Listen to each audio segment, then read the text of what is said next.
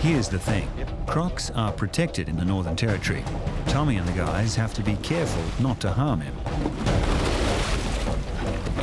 But of course, he's not playing by the same rules. In suburban Darwin, local reptile wrangler Chris Peabody might have bitten off more than he can chew. Though it's a bad time to mention chewing. This cuddly critter is a much-loved pet, but her pond is long overdue for a clean-up.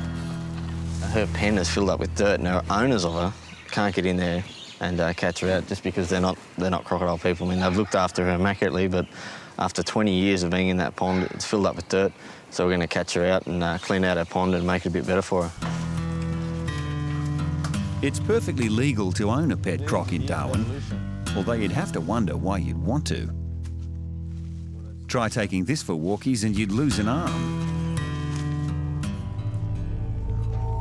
To clean this pond, they've first got to persuade 2.5 metres of saltwater crocodile to come out.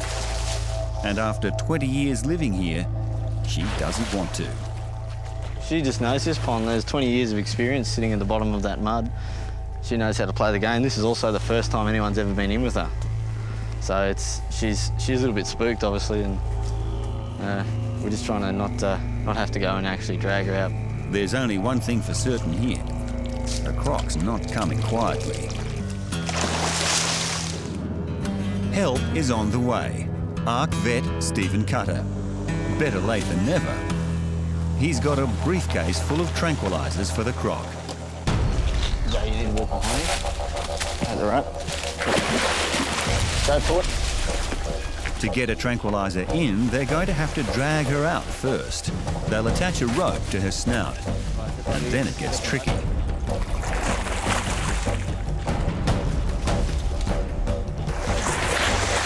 All right, just drag her up. Drag her up and we'll jump.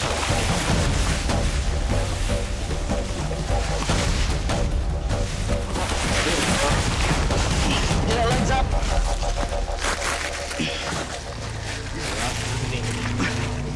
All right, Jamie, get the tape. No, we can take it straight off. I don't want to go over that. Do you want to take that rope off and leave the tape on? Or you want to leave that rope on for the release? Never too much tape. Yep, you can give it the jab. This will help basically paralyse her so she can't move, and also make her forget about what's going on and fall asleep. With a family pet as lethal as this, it's the only opportunity anyone will have to give her a pat. Now she's sedated, Stephen gives her a medical. Just looking for sort of any damage. She rolled herself pretty hard on the concrete. There's a little bit of blood there just near her nose. So there's a good chance she's bitten herself in a couple of places. Just there's a little bit of bark off. She's overweight, she's quite fat. She's got these huge big sort of fat pads here and everywhere. She's obviously been very well fed, and because she's probably hasn't had to do much exercise either to get her food, she's showing the signs of the good life.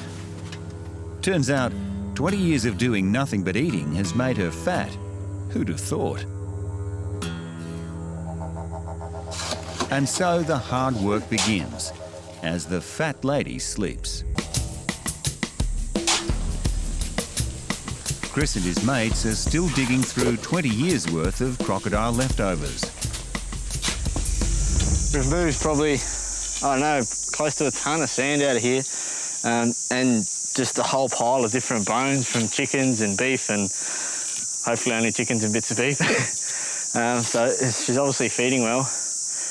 There's probably a good, 2 foot of sand in here. So we've almost doubled the depth of our pond, which means that she'll be able to get down, escape from the heat of the day. They've dug the pond out, but now they've got to fill it, and the garden hose is not going to cut it. Now, Chris is a member of the volunteer firefighting brigade and is clearly not a man who minds calling in a favour.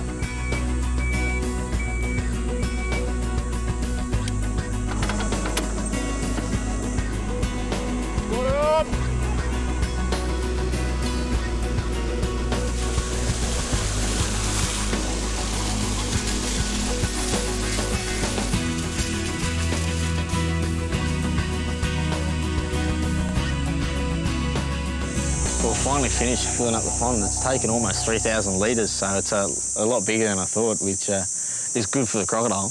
I mean, it's still got a really nice deep pond and lots of fresh water. It's been a big help to have the fire brigade come in and fill it up, so we're just lucky to have the volunteers' assistance. So now the important part, get the croc back in here. Ready? Go on the count of 3. 1, 2, 3, look. Stephen is back to supervise, but with the croc waking up and her restraints coming off, releasing her promises to be the most dangerous job of the day. Yep. Swing around off the rope. All right, and a bit lower. Okay. We're just going to systematically undo the features that are securing her, which is the blindfold, so she can't see with the last thing, the rope on the jaws, and then we'll be standing up and leaving her be. Hopefully she'll make her own way into the water if everything goes right. It's been a long day and everyone's exhausted, but relax now and the croc could make them pay. Leave the blindfold on, just take the tape away. We can lift the head up. Just take the tape off the bottom. Yeah, once this tape comes off, guys, that's when you guys need to move. When we come up, we're going that way. All right? Okay, off the tape.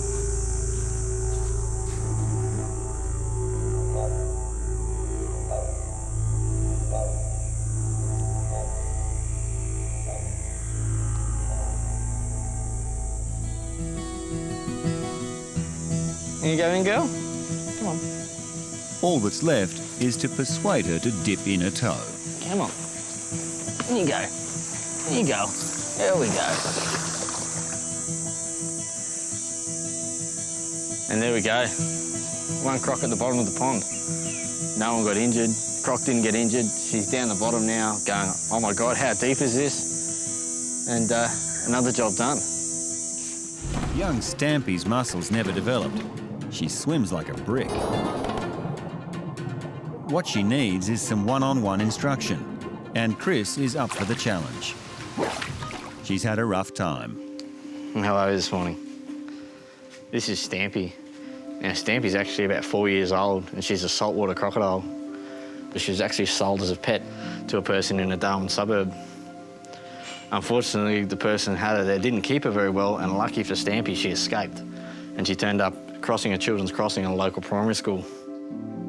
When we got her, she was quite emaciated. She had complete muscle wastage. She was in dire straits. So, Chris being Chris, he's made it his personal mission to teach young Stampy to swim. Go on, Stamp. Let's go off in the pool. She gets tired and unfortunately can't stay on the surface, and it's not a controlled descent. Crocodiles do go quite deep underwater, but she goes under and panics and can't get back up. You can imagine for a crocodile this is a bit of a problem, and she'd last about 1 minute in the wild. But Chris aims to fix that. This is part of her physiotherapy. It's just her swimming, just taking her and guiding her through the pool. Unfortunately, she can't swim for prolonged periods on a time, and she tends to sink. So I just need to keep an eye on her, support her. She's sinking now. Crocodiles are perfectly designed for swimming. They get all their power from their tails. Their feet are just used for balance. But Stampy's tail is too weak, and she ends up using her claws to drag her way along. She gets very tired very quickly. You get tired already? She doggy paddles. It's actually quite unusual that she actually uses her legs to paddle, where she's got this big muscle down the back, which is her propeller, but she doesn't seem to use it that much. About now, you're entitled to ask, isn't this just a little risky? Stampy's small, but she's still a crocodile. And there's every opportunity to give Chris a nasty chomp if she chooses. Because of the constant human contact she's had while she was recovering and through the recovery process, she's actually quite quiet. Normal saltwater crocodiles are not this quiet.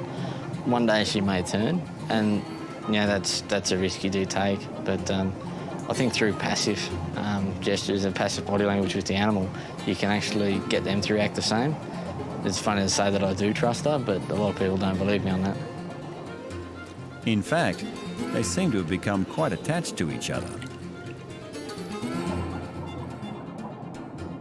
You can see now she's got her mouth open there. That's just a thermoregulating. It's not an aggressive thing.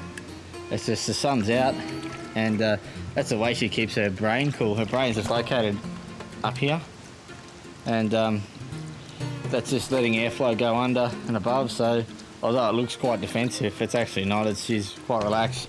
She's got no weight on her arms. You can see they're loose. So she's just basking here. She's just using me as a log. Not many people would find a crocodile that do that, or not many crocodiles would find a person that would do this. So yeah, no, she's good. Come on, let's go do another lap. Chris has come through the lesson unscathed, and Stampy's that little bit closer to swimming like a real crocodile. Truth is, she might never make it back to the wild, but she'll be better prepared if she ever does. Well, that's about enough for you today. Come, we'll give you a wash and then we'll give you a chicken. Tommy and the boys are looking for saltwater crocodiles. They're helping protect them by keeping them away from people. I still really don't know exactly what happened. He appeared to have jumped and he bit my hand, but he spun and ripped it from there, and that's when everything came apart. I can now only count to 8, which is not a hindrance. Don't need a wedding ring, and always got a bit of a story to tell. There could be another story today as they search for man-eaters in the 20 crocodile traps they've set around the harbour. Crocs are lured in by bait and a trapdoor slides closed behind them. And that might have just happened. Yeah, the trapdoor's down, so there's a good chance there's one in there. The string's been sprung back, so it might be a big one.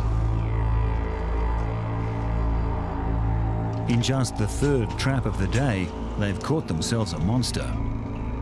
Okay, I'll just check his size out. He's in pretty good condition, probably about 3.5 metres. Doesn't look like he's got too many marks on him either. He's a nice colour and a good head. These man-eaters can drop their heart rate to just 2 beats per minute and survive months without food. But you don't want to be around when they do eat. To control this croc, they first need to attach a rope round its snout. Tommy's volunteered young Rob for the job. Anything could really happen. You're dealing with animals that can really hurt, do damage, actually, lose limbs.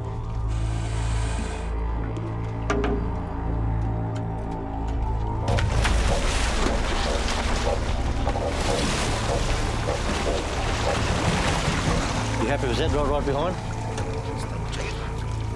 Yeah, I'm happy with that. What I'm doing now is I'm getting some drugs ready. This particular drug I'm getting ready now is called Pavlon, which is a muscle relaxant. And I'm also going to mix some Valium with it too. The drugs are for the croc's nerves, not Tommy's. Stress can kill a croc, and they don't want to harm him. But right now, he's still fully alert and completely unpredictable. He's not happy at all. He's got that so much force there on his jaws, he could just grab the cage and really, do some damage. And if our feet are there, we could lose a foot.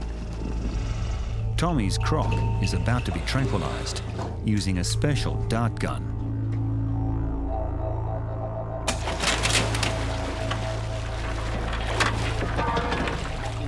That should make him calmer, but it hasn't yet.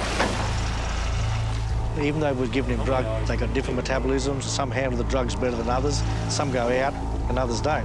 We're going to lift the door up, then we're going to bring the animal out and then bring him around to the side of the boat and start tying up.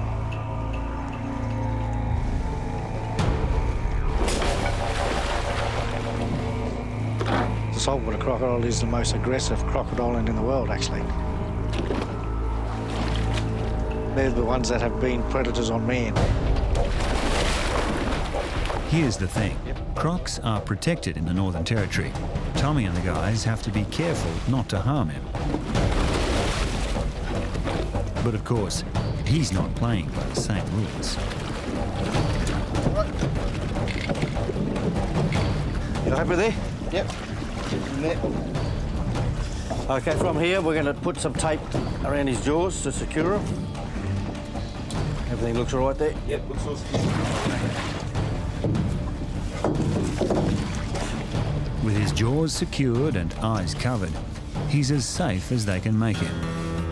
Which better be safe enough, because they're about to bring him aboard the boat.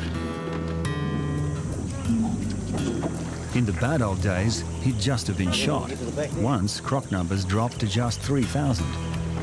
Now, hunting's banned. The population has grown back to numbers that used to be pre-shooting days, which is estimated approximately 70,000 animals. First looking at the animal itself, it looks pretty impressive. You know, it looks as though everything's really hard and armour-plated. But actually, the skin itself, and especially down on the belly skin underneath, is quite soft and it's really nice to touch. However, he does have quite a large fight mark here. It's just an old wound, but it's healing up quite well, which is quite remarkable the way crocodiles can heal their injuries. You quite often just find them with a whole limb missing, and yet they seem to be able to heal up quite well and they don't have the problems that humans have. This bloke is too dangerous to be left close to Darwin. Tommy releases some crocs further away. Others are taken to a farm for breeding or commercial use. It's a tricky balance between protecting people and protecting a species. This is one way to ensure the survival of the saltwater crocodile, which to me is a good thing.